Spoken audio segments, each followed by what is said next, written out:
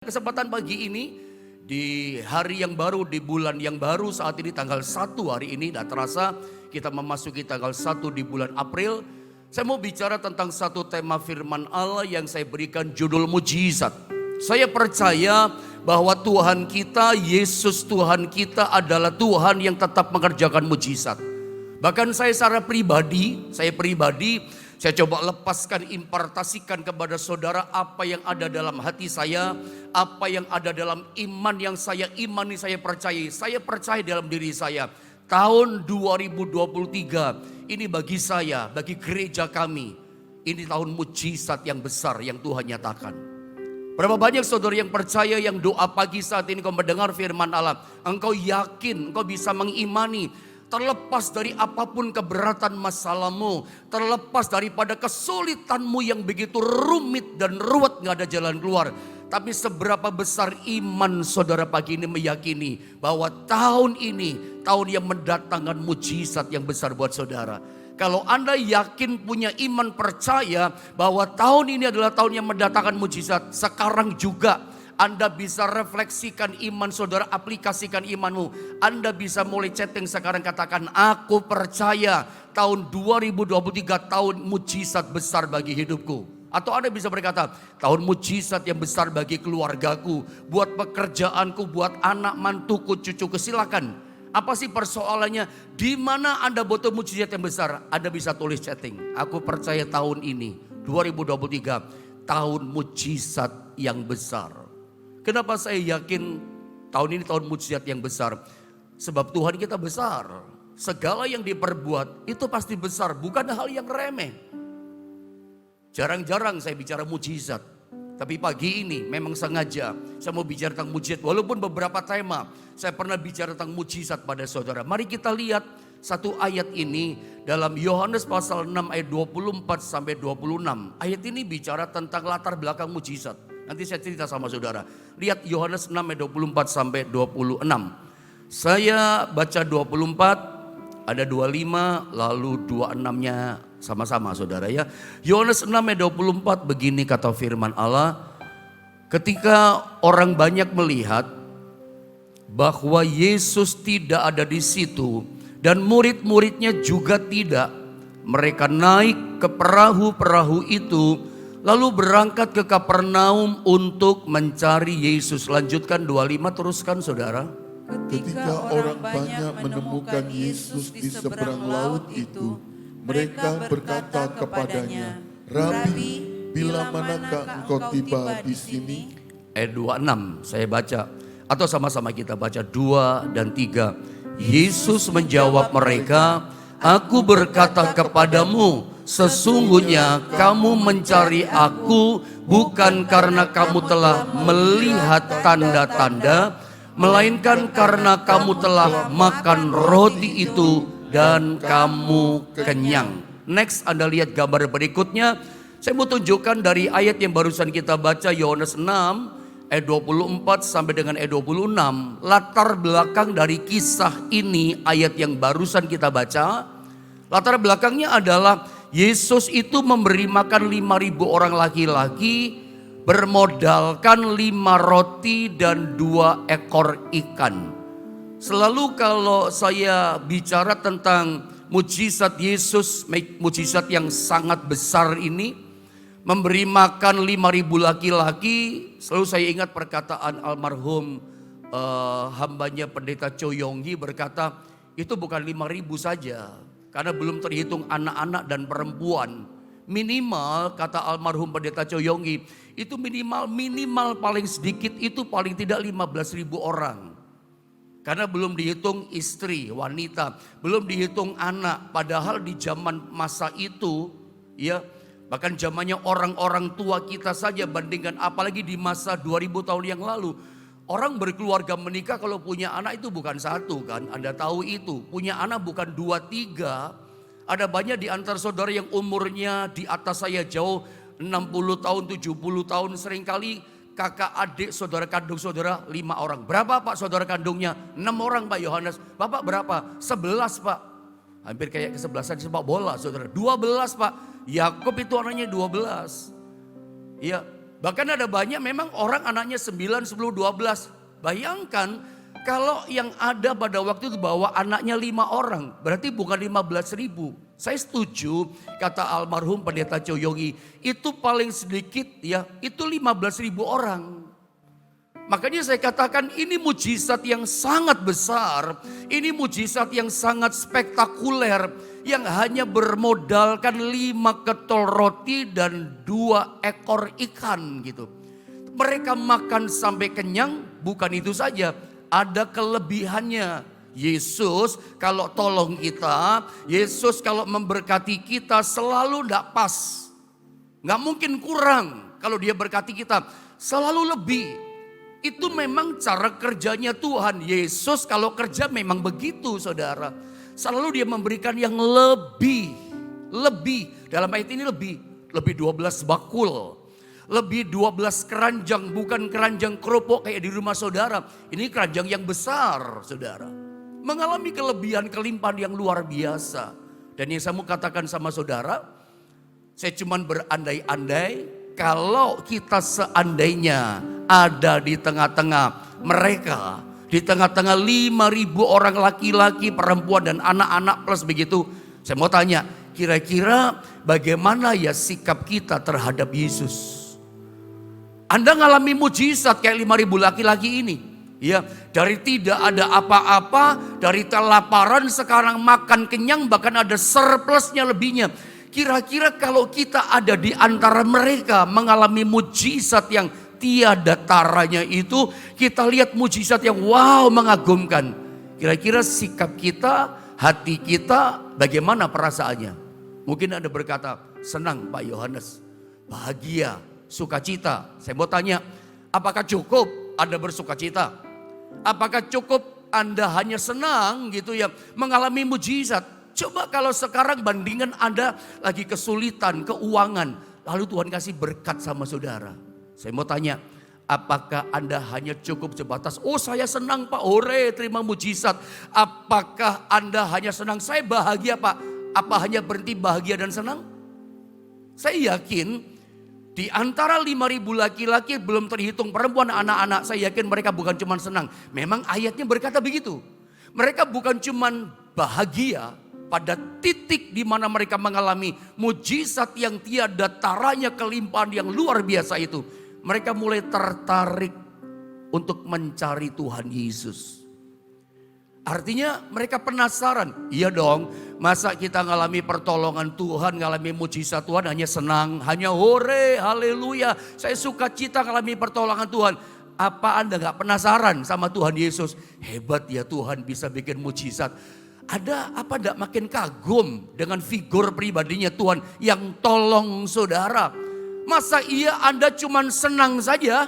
Anda hanya berhenti pada titik saya suka cita Pak punya Tuhan yang luar biasa. Apa iya Anda cuma suka cita?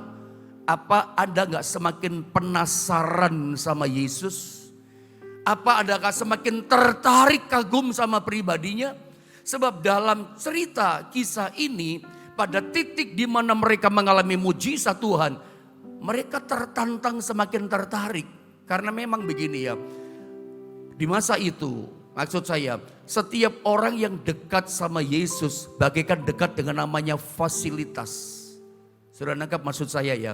Semua orang di masa itu yang dekat sama Yesus itu dekat dengan semua fasilitas. Yesus itu menjadi jawaban buat setiap masalah manusia, orang yang hidup pada saat itu. Ada Yesus, ada fasilitas, gak ada kelaparan. Ada Yesus di dekat mereka, gak ada kekurangan. Ada Yesus dekat mereka, gak ada kemiskinan, gak ada kegagalan, gak ada sakit penyakit, yang ada kesembuhan. Lumpuh berjalan, buta melihat, orang mati dibangkitkan. Orang kusta yang di masa itu sakitnya tak tersembuhkan. Jadi tahir gitu loh. Jadi sembuh mereka. Dekat Yesus itu dekat fasilitas semuanya. Dekat Yesus, Yesus itu menjadi jawaban buat semua masalah-masalah yang dihadapi manusia di saat itu. Bahkan orang kerasukan setan pun lepas. Setan gak berani dekat kalau kita Yesus dekat sama kita. Jawaban, setan gak berani dekat. Orang Jawa di Jawa punya bahasa, demit orang dulit setan orang doyan, gak berani dekat gitu. Bayangkan ketika Yesus mendarat di satu tempat yang namanya Gadara, Gerasa. Yesus gak ngapa-ngapain. Itu ada orang kerasukan setan legion, 2000 setan lebih. Tiba-tiba sujud menyembah Yesus, berkata, jangan hukum aku sebelum waktunya. Jangan masukkan aku di jurang maut sebelum waktunya. Padahal Yesus tidak ngomong apa-apa. Yesus gak usir setan dalam diri orang Gadara. Setannya sudah ketakutan. Bayangkan kalau Yesus pribadi yang besar dan luar biasa, itu beserta kita, dekat sama kita. Setan saya pastikan tidak berani dekat saudara. Makanya ketika 5.000 laki-laki plus anak-anak plus wanita, begitu mereka mengalami mujizat yang berkelimpahan, pada titik itu mereka penasaran. Mereka mulai tertarik kepada pribadi Yesus. Kalau kita lihat Yohanes 6:24, apa yang mereka lakukan setelah mereka mengalami mujizat kelimpahan 5 roti 2 ikan. Mengenyangkan mereka sampai puas, ada surplusnya lagi. Apa yang mereka buat? Coba saya tunjukkan Yohanes 6:24. Ayat ini tadi kita baca bagian ayat yang pertama kan. Tapi saya coba ingatkan lagi ayat ini. Perhatikan. Ketika orang banyak melihat, perhatikan bahwa Yesus tidak ada di situ. Setelah makan kenyang, setelah mengalami mujizat kelimpahan, mereka cari Yesus nggak ada. Kemana Yesus? Dan murid-muridnya juga tidak. Apa yang mereka kerjakan? Mereka naik ke perahu-perahu itu. Lalu apa? Berangkat ke Kapernaum untuk apa? Untuk mencari Yesus. Mulai tertarik, mulai kagum sama figur Yesus. Dan mereka mulai mencari Yesus. Coba bilang sama-sama saya, mencari Yesus. Seperti kita pagi ini, kita pun sedang mencari Yesus, bukan mencari yang lain. Tapi mari kita lihat, apa betul murni motivasi kita bahwa hari ini pagi kita memang betul-betul cari Tuhan, atau motivasi kita cari yang lain. Sebab di ayat berikutnya 25-26 begini saudara, Tuhan bongkar motivasi hati mereka. Cari Tuhan itu untuk apa? Dibongkar sama Tuhan. Memang yang dikatakan Tuhan ini gak mengenakan hati. Tapi ini yang Tuhan katakan. Ini saya coba sodorkan sama saudara. Ada kalau mengalami mujizat ya, gak cukup hore puji Tuhan Yesus dahsyat, gak cukup. Kita mesti cari Tuhan. Nah cari Tuhan itu apakah murni memang kita cari Tuhan seperti pujian tadi? Semakin cinta Tuhan karena cinta kepada pribadinya, atau kita cari Tuhan karena motivasi yang lain macam-macam. Coba kita lihat ayat ini 25 dan 26. Ketika orang banyak menemukan Yesus di seberang laut itu, perhatikan, mereka berkata kepadanya, Rabi, Guru, bila mana engkau tiba di sini? Kalau dalam terjemahan sehari-hari, Rabi, Guru, kapan kau tiba di sini? Kapan kau nyampe di sini? Harusnya jawabannya Yesus gini dong, pagi tadi baru nyampe, kan gitu. Harusnya jawabannya 1 jam yang lalu, setengah jam yang lalu, 2 jam yang lalu. Jawaban yang enak di hati, adem di hati. Tapi lihat apa jawaban Yesus. Ketika orang-orang, ribuan orang alami mujizat, tanya, Guru, kapan engkau nyampe di sini, tiba di sini? Lihat jawaban Tuhan apa. Jawaban ini membongkar motivasi hati mereka cari Tuhan. Perhatikan. Jangan-jangan di antara kita seperti ini. Mari kita lihat ayat 26.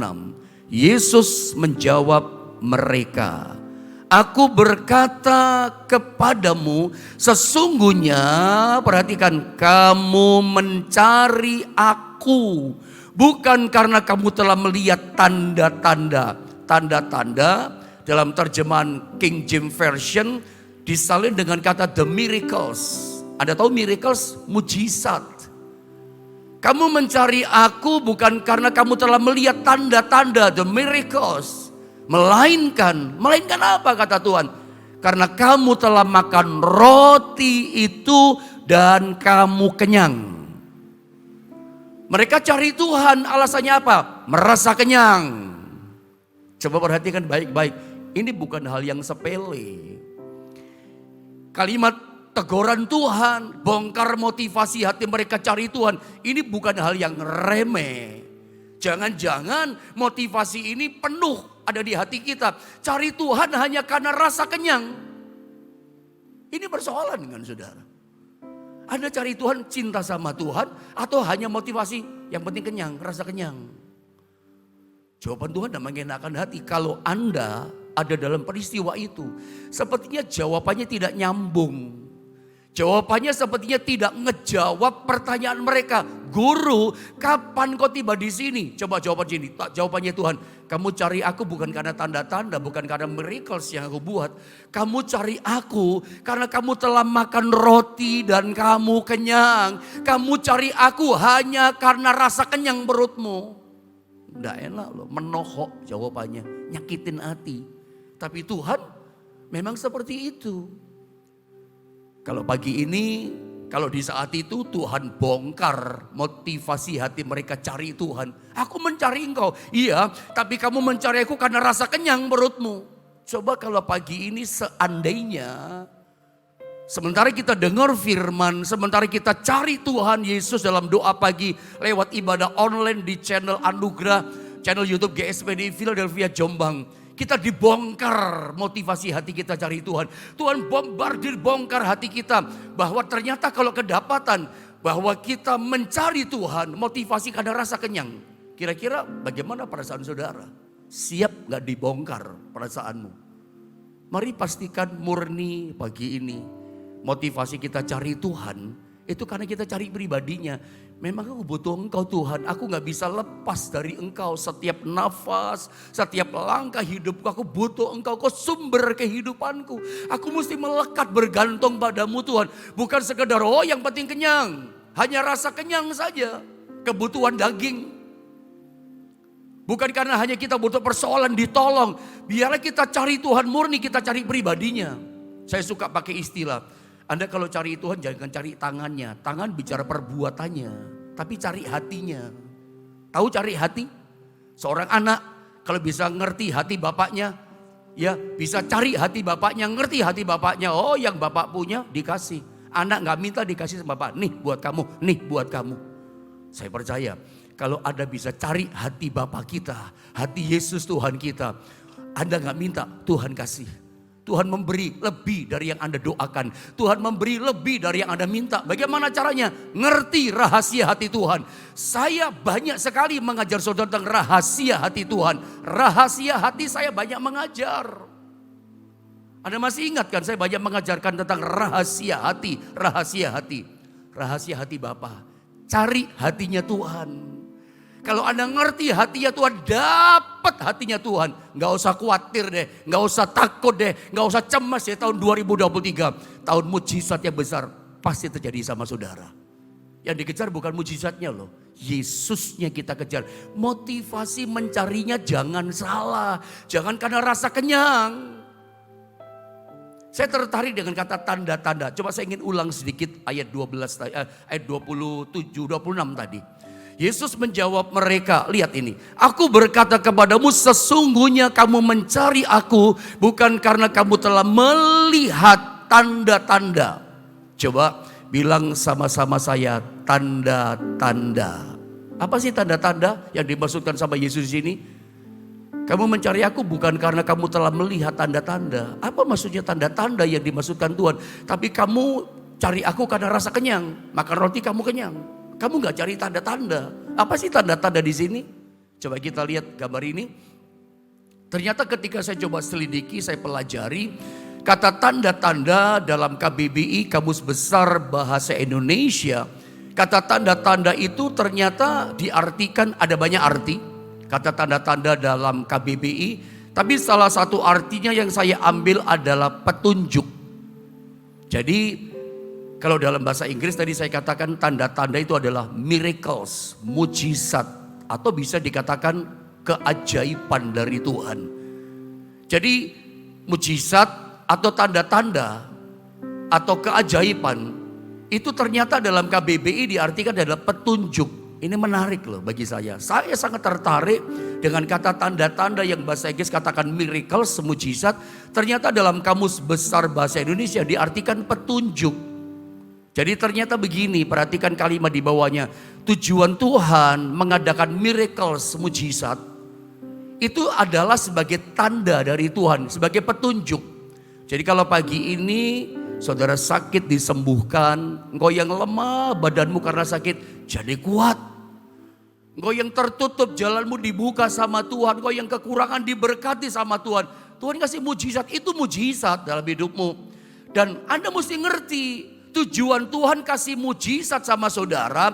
Tujuannya itu Tuhan kasih sign sama saudara. Makanya dalam bahasa Inggris ada istilah sign wonder. Tanda mujizat, tanda keajaiban. Gabung jadi satu. Mujizat yang Tuhan beri kepada kita itu bukan sekedar dia beri, nih aku kasih mujizat. Ada tujuan. Percayalah, setiap Tuhan lakukan sesuatu dalam hidup kita itu bukan tanpa tujuan. Dia Tuhan bukan manusia. Semuanya terprogram, semuanya tersistem dalam kerajaan alam. Setiap tindakannya, setiap perkataannya, setiap yang dia lakukan dalam hidup kita, Anda mesti ngerti pagi ini. Dia punya tujuan, dia punya target, dia punya sasaran. Ketika dia kasih mujizat berkat sama kita, itu ada tujuannya loh. Itu ada targetnya loh. Anda harus ngerti itu. Tujuannya apa? Dia kasih sign sama kita, dia kasih tanda, dia kasih petunjuk sama kita. Petunjuk yang mengarahkan kita pada tujuan besarnya. Saya berharap Anda bisa boleh ngikutin saya ya. Setiap ada terima mujizat, itu dia kasih sign sama kita. Dia kasih tanda sama kita, petunjuk sama kita. Petunjuk itu kita ikuti mengarah kepada targetnya yang besar. Nanti kita lihat targetnya apa. Kata petunjuk, mungkin di awal tahun baru saya pernah sampaikan sama saudara. Petunjuk ini mengingatkan saya pada waktu sekolah di SD, di SMP, di SMA. Kita belajar pelajaran salah satunya pramuka ya. Kayak pramuka bukan sekedar pelajaran ekstrakurikuler kan. Kalau waktu kita SD, SMP zaman dulu. Itu masuk mata pelajaran. Harus wajib ikut pelajaran pramuka. Nah, seringkali dalam pelajaran pramuka kita diajak berkemah sama pembina-pembina pramuka kita kan. Diajak sama guru-guru kita. Kadang-kadang diajak ke satu tempat yang sunyi, terpencil. Lalu dilepaskan semuanya grup-grup pramuka itu di satu tempat sepi itu. Lalu ngapain? Sama pembina kita dilepas dengan kelompok kita masing-masing. Lalu pembina kita mengarahkan, nanti sasaran terakhirnya ke sana tujuan besarnya. Nah, nyampe tujuan besarnya di titik lokasi poin itu. Biasanya pembina pramuka itu kan kayak game permainan ya. Udah dipersiapkan rambu-rambu, petunjuk-petunjuk, tanda-tanda. Tanda ikuti jejak istilahnya ya. Apalah itulah lupa saya namanya. Mencari jejak begitulah pokoknya. Seperti yang ada di gambar. Itu kalau ada petunjuk panah lurus harus ikuti lurus. Tanahnya panahnya petunjuknya belok kanan. Itu anak-anak pramuka harus ikut belok kanan. Kalau anak pramuka melanggar, kita melanggar sebagai anggota pramuka. Nggak ikuti petunjuk pembina pramuka guru kita. Bisa kesasar loh, bisa nggak kembali loh. Bisa kesasar daerah yang lain yang asing. Karena guru-guru pembina itu udah mengarahkan dengan petunjuk-petunjuk. Diikuti setiap langkah petunjuk. Itu nanti kalau petunjuknya diikuti terus, belok kanan, belok kiri. Lalu ada rambu kayak air bergelombang yang dangkal, nyebrang ikutin jalan itu. Nanti pasti nyampe sasaran tujuan target besar yang dipersiapkan game permainan oleh pembina pramuka. Nyampe tujuan sasaran. Saya mau sampaikan sama saudara, seperti itulah kehidupan kita. Setiap dia kasih mujizat, dia itu kasih petunjuk sama kita. Mengarahkan kita kepada target besarnya. Anda mesti taati petunjuknya, setiap langkah diikuti dengan ketaatan. Sampai kita memenuhi target besarnya itu nyampe di situ.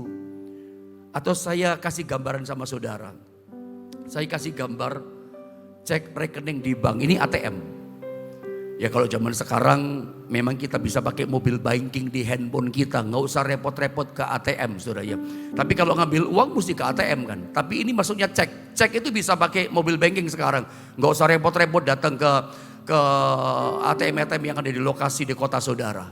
Saya kasih contoh misalnya ya Anda ini sedang kekurangan uang. Bahkan memang setiap bulan ini cuma cerita berandai-andai saja. Bukan kejadian sebenarnya. Misalnya Anda ini setiap bulan selalu kurang gak cukup uangnya. Dengan kebutuhan, dengan pengeluaran lebih besar dibanding pemasukan income yang ada. Kalau Anda keluarga-keluarga yang kaya, Ada keluarga-keluarga yang uangnya berlimpah, mungkin Anda nggak terasa yang namanya kurang itu bagaimana ya. Tapi orang yang pernah kekurangan seperti ini, kebutuhan Anda nggak cukup, bayar sekolah pas nggak cukup, itu terasa sekali. Tapi ternyata Anda ngalami mujizat gitu, yang Anda sebut berkat Tuhan. Setiap bulan, seperti tanggal 1, setiap bulan April, tiap bulan Maret kemarin, pokoknya tiap tanggal 1, itu selalu ada cek, ada rajin ngecek di rekening bank. Karena selalu apa? Setiap tanggal 1 ada mujizat berkat. Ada seseorang yang Anda nggak kenal, itu selalu mengirimkan uang sama saudara, transfer sejumlah uang misalnya 20 juta. Kalau Anda setiap tanggal 1 di awal bulan, setiap bulan baru, ada seseorang yang memberikan perhatian baik sama saudara. Kirim berkat, kasih berkat sama saudara. Dan itu berlangsungnya bukan 1 bulan, 2 bulan. Berbulan-bulan, bertahun-tahun. Dia terus support saudara, memberikan berkat sama saudara. Kira-kira Anda apa cuman senang ya? Oh senang, hore, siap. Anda pasti penasaran kan? Ada pasti coba lacak, ada pasti coba cek siapa ya orang ini. Kok bertahun-tahun memberi berkat terus di tanggal 1. Ada coba cari namanya, tapi ternyata ada cek ke pihak bank, no name, tidak ada nama. Bingung juga, ini cuma andai-andai kan saudara ya. Ada bingung siapa ya, kok ada orang yang amat baik sekali, tiap bulan kirim berkat siapa ya gitu. Anda penasaran kan, Anda pasti tertarik kan. Yakinlah begini, kalau orang ini kirim berkat terus sama saudara, orangnya pasti punya tujuan. Kalau seandainya yang kirim berkat itu adalah Tuhan, itu pasti mujizat tuh ya. Coba lihat gambarnya dengan cepat karena waktu. Saya tadi berkali-kali ngomong tujuan, target besar Tuhan. Perhatikan kata-kata ini. Tuhan itu, tujuan Tuhan melakukan mujizat saudara yang dalam hidup kita itu adalah dengan memberikan tanda petunjuk itu mengarahkan kita kepada sesuatu. Apa yang Tuhan arahkan pada sesuatu? Coba Anda lihat pada gambar berikutnya dengan cepat. Tuhan itu bukan pribadi yang suka pamer mujizat atau pamer kuasa. Dia bukan sekedar gini, aku kasih mujizat berkat sama kamu, bukan sekedar pamer. Tuhan itu bukan Tuhan yang apa ya, power off gitu ya. Mau-maunya, wah mamer ini sama kita yang namanya kuasa. Dia bukan pribadi yang suka pamer. Ya, saya tunjukkan ayatnya dengan cepat lalu selesai. Dalam Matius 16 ayat 1-4. Bukan sekedar pamer loh, dia punya tujuan, bukan cuma dipamerin. Lalu misalnya kadang-kadang ada orang berdoa kan, Tuhan tunjukkan kuasamu Tuhan. Seringkali orang berdoa kelompok begitu ya. Nyatakan kuasamu Tuhan. Lalu ketika ada sebetulnya menurut saya doa seperti kurang tepat ya. Seolah-olah dengan doamu engkau ingin supaya Tuhan pamerkan kuasanya. Nah, padahal Tuhan itu bukan Tuhan yang suka pamer. Bukan Tuhan yang suka seperti itu, enggak. Saya bacakan ayatnya. Matius 16 ayat 1-4. Biar cepat saya baca saudara ya. Kemudian datanglah orang-orang Farisi dan Saduki hendak mencobai Yesus. Mereka meminta supaya memperlihatkan suatu tanda dari sorga kepada mereka. Lihat, minta tanda mujizat. Tunjukkan tanda kalau kamu anak Allah. Ini orang Farisi sama Saduki. Apakah Tuhan kasih? Lihat ayat ini. Tetapi jawab Yesus, pada petang hari karena langit merah, kamu berkata, hari akan cerah. Lalu ayat yang ketiga. Dan pada pagi hari karena langit merah dan redup, kamu berkata, hari buruk. Mendung soalnya. Rupa langit kamu tahu, kata Tuhan, membedakannya, tetapi tanda-tanda zaman tidak.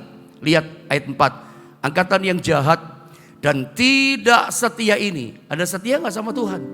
Saya mau tanya sekali lagi, Anda setia gak sama Tuhan? Kalau Anda setia, Anda bisa komen di chat saudara. Saya setia sama Tuhan. Saya taat sama Tuhan. Ayat ini berkata begini, angkatan yang jahat dan tidak setia ini, orang Farisi dan gerombolan orang Saduki, disebut gerombolan orang jahat dan tidak setia. Menuntut suatu tanda, tidak setia kok minta tanda. Hidupnya gak cinta Tuhan kau minta tanda. Hidup saja gak bisa taat cinta Tuhan kau minta tanda. Apa-apaan. Tuhan kita bukan Tuhan yang suka pamer kuasa. Bukan berarti Anda berdoa tunjukkan kuasamu Tuhan. Nyatakan mujizatmu. Lalu biar Tuhan kasih mujizat. No. Ada cinta Tuhan gak? Tuh saya serius tanya sama saudara. Anda setia gak selama ini sama Tuhan? Kalau Anda gak setia, Anda gak akan terima mujizat. Mau terima mujizat, jadi setia. Cinta Tuhan. Orang yang cinta Tuhan ketika dia dalam kesulitan. Ketika dia berkata, Tuhan tolong aku. Tuhan tidak akan keberatan. Ini aku berikan kepadamu. Tujuannya apa? Sederhana. Supaya kita semakin mengenal Tuhan. Itu loh target besarnya. Karena Tuhan bukan pribadi yang pamer. Ya, coba satu ayat lagi. Matius 4 ayat yang ketiga. Matius 4 ayat yang ketiga. Saya baca ya. Lalu datanglah si pencoba, iblis di padang gurun mencoba Yesus. Dan berkata kepadanya si iblis, jika engkau anak Allah, perintahkanlah supaya batu-batu ini menjadi roti. Setan ingin tunjukkan, kalau kamu anak Allah, tunjukkan kuasa mujizat. Engkau robah batu ini jadi roti. Pertanyaan saya, apakah Yesus bisa merubah dengan kuasa ciptanya, dengan daya ciptanya merubah batu jadi roti? Sangat bisa lah, sangat mudah. Yesus bisa robah apa saja batu jadi sesuatu. Tapi apakah Yesus pamer mujizatnya, tunjukkan mujizatnya? Tidak. Yesus bukan pribadi yang sekedar suka pamer-pamer menunjukkan ini loh aku Tuhanmu. Ini loh aku anak Allah. No, dia bukan pribadi yang pamer mujizat. Hanya orang yang cinta, di ayat yang tadi barusan kita baca. Hanya orang yang setia yang dia berikan mujizat. Hanya orang yang ngerti dia. Hanya orang yang kenal pribadinya dia kasih. Itu pun bukan dalam rangka pamer kuasa sebagai pribadi Tuhan. Anda mau percaya, tidak percaya dia sebagai Tuhan, tidak berubah dia sebagai anak Allah yang hidup. Dia nggak mau pamer. Anda pernah baca nggak cerita ketika Yesus di kayu salib, udah di kayu salib dipaku, tangan dan kakinya, lambungnya ditusuk. Itu orang yang jalan di tempat umum menghina. Katanya kamu anak Allah. Kalau benar kamu anak Allah, turun dari kayu salib. Tunjukkan kuasamu. Apakah dia mau melakukan itu? Tidak. Menurut Anda, apakah Yesus bisa sementara dipaku turun dari kayu salib? Sangat bisa lah, sangat mudah. Dia berkuasa. Orang mati pun dia bangkitkan. Menunjukkan dia memang pribadi Allah yang berkuasa. Bisa. Tapi dia gak mau tunjukkan. Dia gak mau orang percaya dia hanya karena mujizat. Tetapi dia mujizat diberikan pada kita itu ada target tujuan besar. Supaya apa? Kita mengenal pribadinya. Israel dibawa lewat padang gurun. Tujuan Tuhan gini, gunung batu keluar air. Mereka tiap hari dikasih makan. Tujuan apa di padang gurun sebelum masuk tanah Kanaan? Sebelum mengalami berkat-berkat yang limpah di tanah Kanaan, tanah keberkatan itu. Tuhan ingin di padang gurun. Mereka tuh mengenal pribadinya. Makanya Tuhan kasih mujizat sama mereka. Setiap mujizat itu harga bayarnya adalah Tuhan mau gini. Kamu semakin mengenal pribadiku. Kamu semakin mengenal dan semakin cinta kepadaku. Cari Tuhan bukan karena rasa kenyang. Cari Tuhan karena kita cinta sama Tuhan. Saya tidak perpanjang firman Allah. Tapi saya berharap Anda bisa nangkep ini.